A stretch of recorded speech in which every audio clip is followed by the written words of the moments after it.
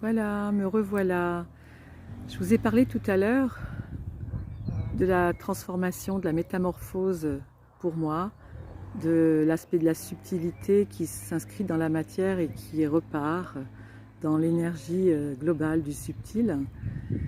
Voilà, la vie pour moi, c'est un passage, l'incarnation, c'est un passage d'expérimentation. Il n'y a rien à réussir, rien à vouloir, juste faire l'expérience de quelque chose et en tirer des enseignements de conscience.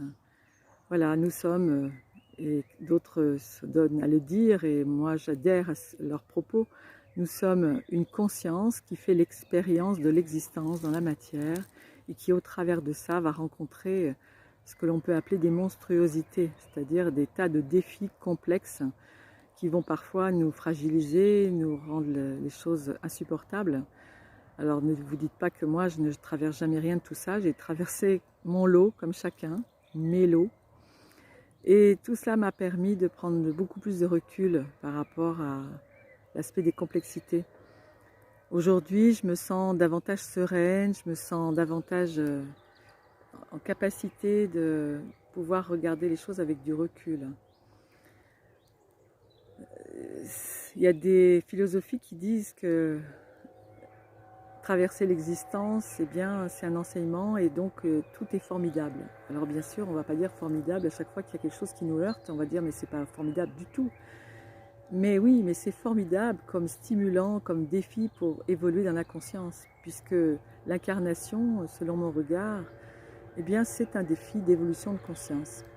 Donc ce que nous vivons en ce moment avec ce virus, avec le fait d'être isolé, plus ou moins isolé là chez nous, parfois on n'est pas totalement isolé parce qu'on a un conjoint, une conjointe, on a des enfants, on a des colocs, des parents, voilà, des personnes autour de nous, des communautés, mais néanmoins on est dans un espace réduit de contact et d'activité. Et ça nous amène forcément à travailler des aspects de nous. Alors ça peut être la peur de la solitude, ça peut être la notion d'abandon, la peur de mourir, l'angoisse par rapport à l'aspect d'être contaminé, de ne pas pouvoir respirer, de manquer au niveau de l'alimentaire, au niveau de l'isolement. Voilà, ça peut nous faire traverser beaucoup de zones d'ombre. Alors, une des choses à faire vraiment lorsque vous êtes dans cette perspective, dans cette anxiété intérieure, c'est vraiment de garder la conscience à votre corps, la conscience à votre souffle. Donc, soit vous faites la vaisselle, soit vous bougez, mais sentez vos mains, sentez vos pieds, sentez votre corps.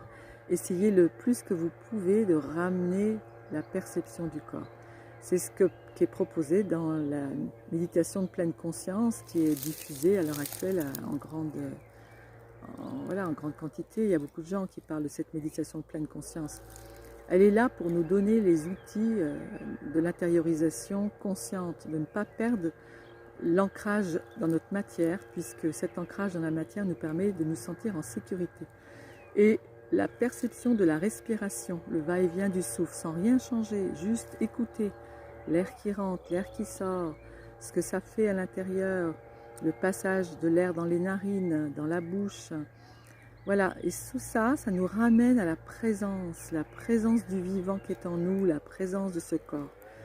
Et nous avons plusieurs sens. Il y a les 5 sens, puis il y a les perceptions extrasensorielles, c'est-à-dire au-delà des 5 sens, qui correspondent à l'intuition, la télépathie, l'aspect de la vision, de l'audition, la claire présence sentante du corps.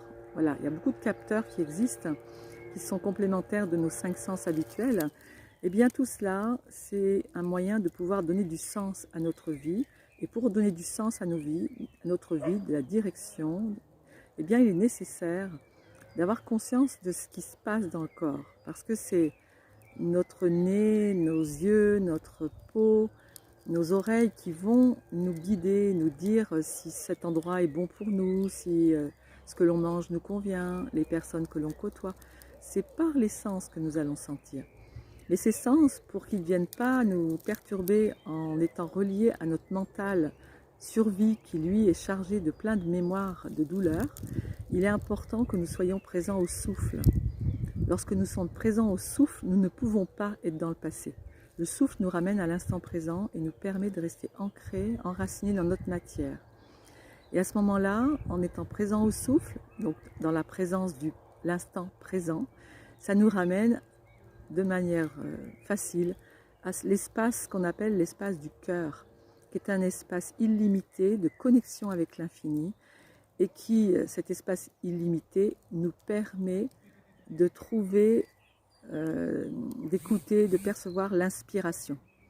Donc je vous invite à être conscient de cela, à être vigilant, à rester relié à votre souffle, relié à votre sensation dans le corps. Je vous donnerai dans une autre vidéo plus de détails à cet égard. À bientôt!